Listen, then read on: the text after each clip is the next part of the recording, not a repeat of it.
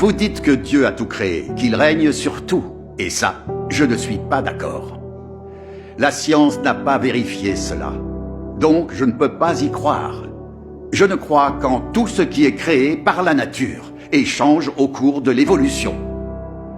Comme dit le proverbe, les paroles ne sont que du vent, voir c'est croire.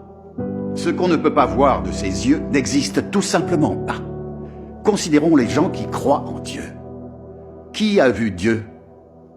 À qui Dieu est-il apparu? Expliquez-moi donc cela.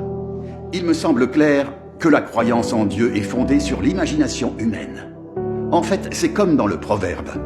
Si on croit à une chose, elle existe, sinon, non, Zip.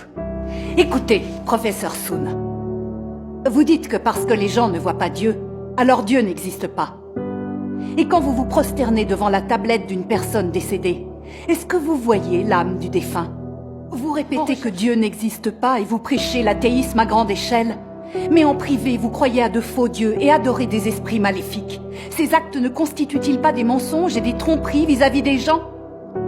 Vous voyez bien que les paroles et l'œuvre du vrai Dieu sont la vérité et qu'elles apportent à l'homme lumière et salut.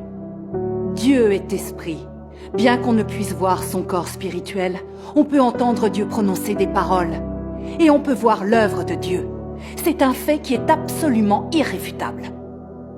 Depuis des milliers d'années, Dieu parle, guide les hommes, sauve l'espèce humaine et régit le destin du genre humain. Dieu a également révélé de nombreux actes.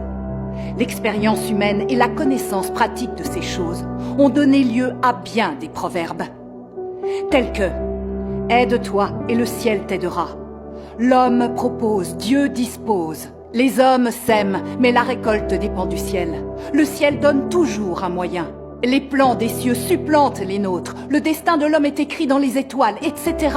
Tout cela prouve bien qu'il existe un souverain qui régit et agence tout le monde humain, qui dirige, bénit et nourrit cette humanité.